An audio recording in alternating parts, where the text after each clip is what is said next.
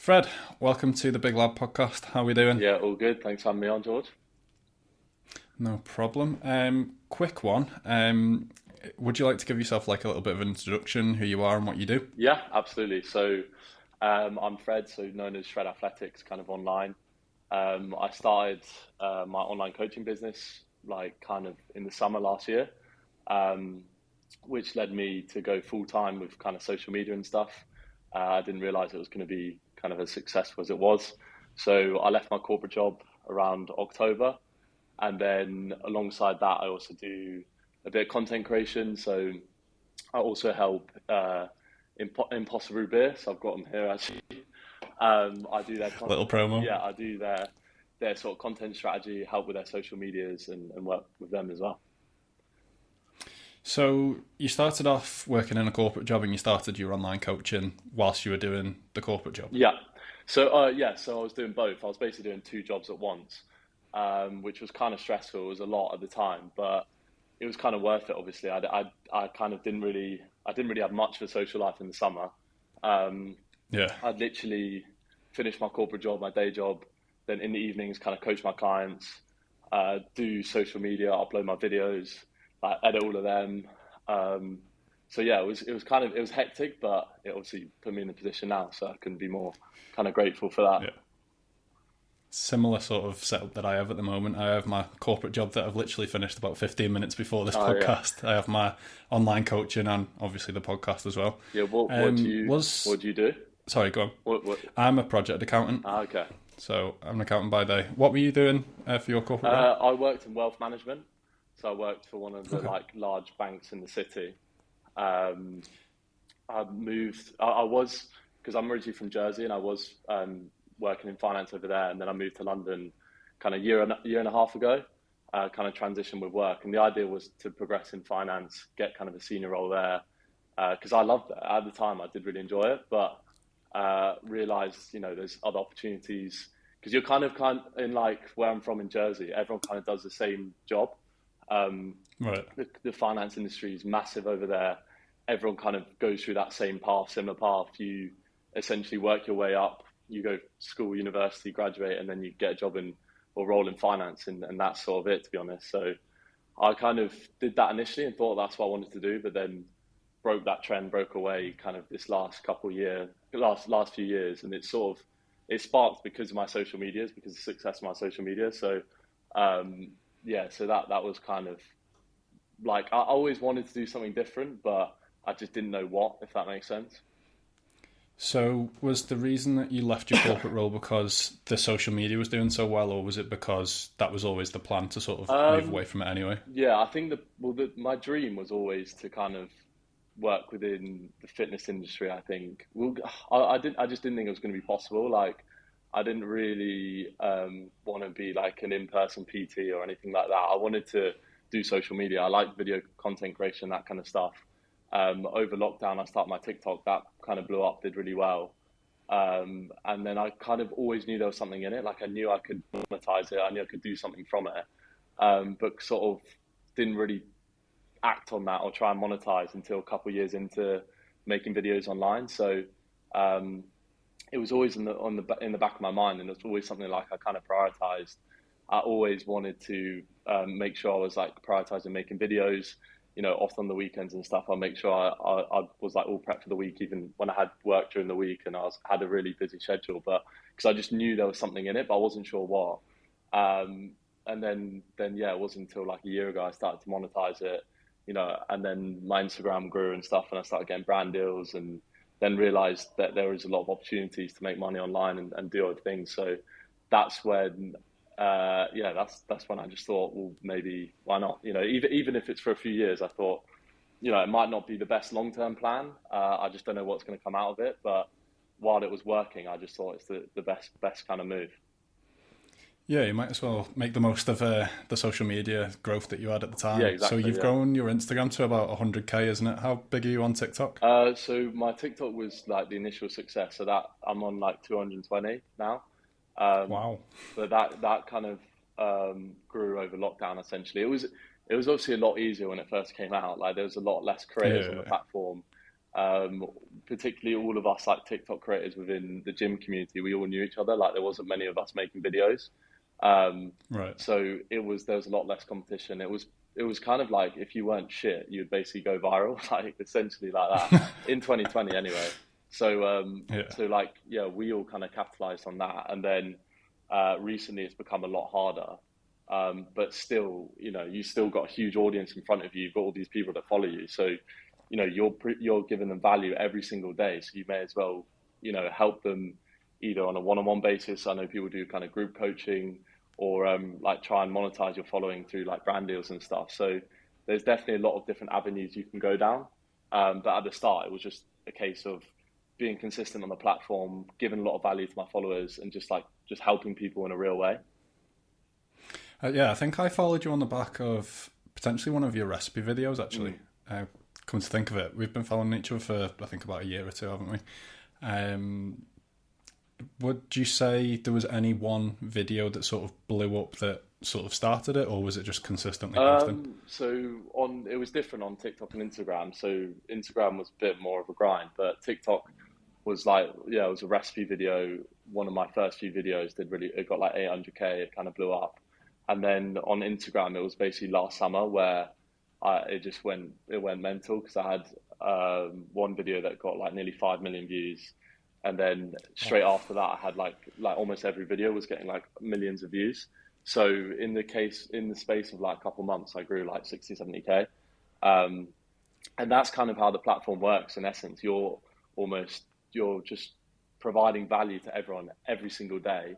And all it takes is Yeah. one video. Like I remember, James Smith did yeah, James Smith, that PT guy who always swears. He did a Yeah. post about it where he literally, it was one post that pretty much took him to 1 million followers.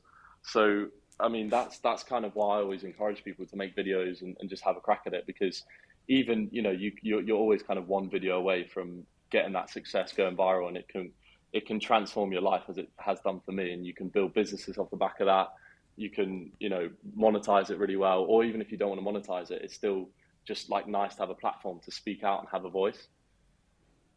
Yeah, it seems like TikTok is a lot easier to go viral on than Instagram. Instagram seems to be a bit I think dead quite a lot of the it time. changes. I think it changes all the time. So definitely Yeah. initially TikTok. I think now they're almost kind of on a level playing field. I think they're a lot closer than they've ever been. Particularly with Instagram Reels and that feature being rolled out, and like actually being pushed at the moment. Yeah. And I think that's where I caught it last summer, where they were almost trying to replicate TikTok, and they're basically both competing for attention, right? So if they've seen the success of TikTok and they've got all the eyeballs, they've got all the attention, so all the ad revenue from all these businesses is shifting to TikTok. They're going to do everything they can to replicate that.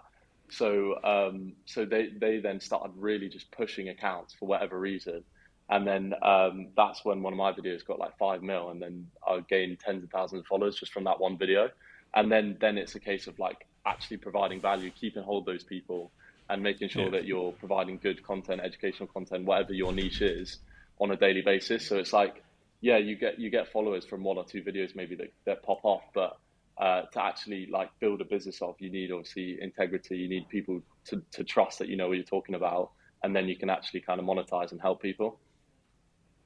Yeah, you've got to keep riding that wave, haven't you? Keep it going Yeah, and exactly. constantly providing that value. Like you can't just, like you say, build a business off one video. It's got to be consistently Yeah, like exactly. Yeah, providing yeah, value to the people who are watching it. yeah. Hmm. So with that being said then, so you've obviously got that personal side of things with your social media. How did that then come onto you now being the content lead for Yeah, so Impossible that's Brew? a good question actually. Like, so that as I was kind of alluding to before, I always knew there was like kind of something to come. There's going to always be something that come about from it. Like I was just consistent. I didn't really know what I wanted to do, and even you know, I started in May 2020 on TikTok, posting videos. Just like even they were really bad videos, but just like getting that consistency going. Like even tweaking things, making them a little bit better, understanding what does well, what doesn't, why it does well, why it doesn't. And then off the back of my kind of Instagram success in the summer, I would get contacted by brands kind of all the time, either for like paid stuff or free products. They just kind of DM you.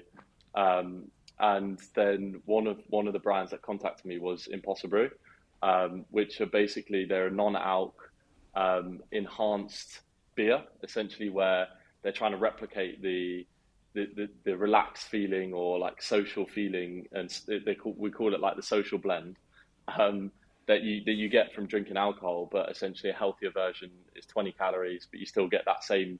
It's like that two beer feel that you essentially get.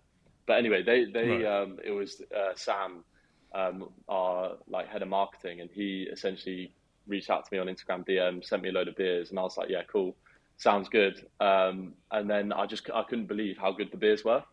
Um, and I kind of thought about this before even joining Impossible Brew. I had like kind of almost like a business idea myself where I was like, I've had success on social media. I've tried and tested hundreds of videos.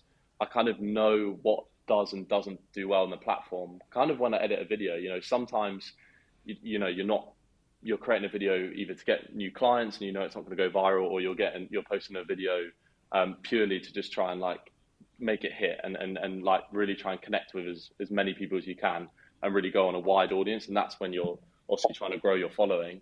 And I'd obviously tried and tested it so many times. And I think because TikTok was so up and coming, there was that complete disconnect between brands and creators. Like there was obviously like social media experts or agencies that obviously help you run ads for brands. They'll help brands push, say, paid content where they'll target that specific audience. They'll run an ad. Everyone's had it where you're talking about something or a specific product, and then it pops up on your screen for an ad, and that's obviously like one side of digital marketing.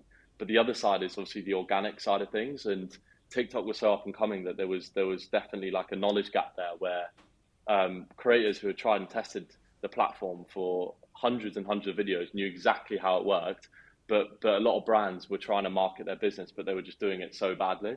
So I had an idea in my head where like almost I knew I wanted to quit my corporate job, but I wanted to diversify my incomes. I wanted to make sure that I had a lot of different streams so that I was safe to leave, because it's not the best time in terms of the economy.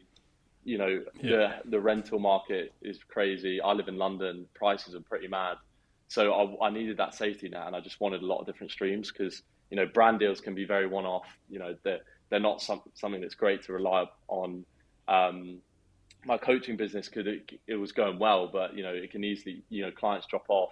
You don't want to be like begging for people to join your coaching service. You ideally want it to be organic, and it also depends on the growth of your own social medias as well. So I was thinking, maybe I'll contact brands, and I was thinking I could have a portfolio of brands where I have like 10 to 20 brands that I work with, and I charge them like a few £100 a month, and I just basically make videos for them on their platform, and nothing's paid. It's just purely organic. And then I was even going to think about reaching them out and not charging them a penny, just seeing how it goes, and if it goes well, then I join. So, but anyway, it ended up being completely different. So Impossible Brew sent me out some products, and I absolutely loved them. I then was thinking about placing an order myself, because they sent them out for free and I loved them, and I was like, I want some more. So I said to Sam, I replied back and I was like, I'd love to actually buy some. You don't need to send me some again. Like, I really like the beers. And then I got thinking kind of again, and I was thinking, I looked on their socials and they weren't great at all. Like they were posting very like forced advertisement, like kind of that classic business based content that just doesn't really connect to their audience. It doesn't build that personal brand. It's not good for organic very reach. corporate. Yeah, it'd just be literally like a picture of the Impossible Brew can, just saying, buy or new release, da, da, da. That's it. It's not going to be engaging. You need to focus on, at the time, obviously video content's being massively pushed. You've got to focus on that. So I messaged Sam and I was like, I'd love to, like, on a trial basis, potentially make, videos for your TikTok. I've seen you haven't posted in like a year. Do you need help with that? And then I think luckily at the time, they were kind of looking for someone similar. They were looking for someone to help with that kind of stuff, because they've got a really small team, and we still do to this day. And then he was like, well, the founder, Mark, is actually coming to London this weekend. Do you want to meet up with him, have a chat? And then we essentially went for a coffee. spoke for literally like hours about the brand, his vision, and I kind of provided my value and what I feel like I could help with him. And essentially, there and then, he shook my hand and we arranged a deal. And he said, "Look, I want to support you. I want to make sure that you can leave your corporate job. I can see that you're passionate about it. You know what you want to do." And he was like, "I'll support you. I'll help you out." Like, we got on really well. I think for him, he massively is worried about expanding the team because he wants to keep hold of that culture and make sure that make sure that we all get on really well. We all kind of connect, because it only takes one bad person in a small startup for it to completely ruin everything. So the fact he met me and stuff, I think he was confident that I was genuine and that I could help. And then literally I met up with him on the Sunday, went for coffee, and then the following day I handed in my notice at the wealth management firm I worked at, without any written contract or anything. I just had so much confidence in him. I really believed in the product as well. And then that was it. And then I kind of left in around October time. Thank you very much for watching part 1 of the podcast. If you'd like to watch part 2, click here. If you're new, make sure you subscribe. And if you enjoyed it, drop it a like below. Thanks.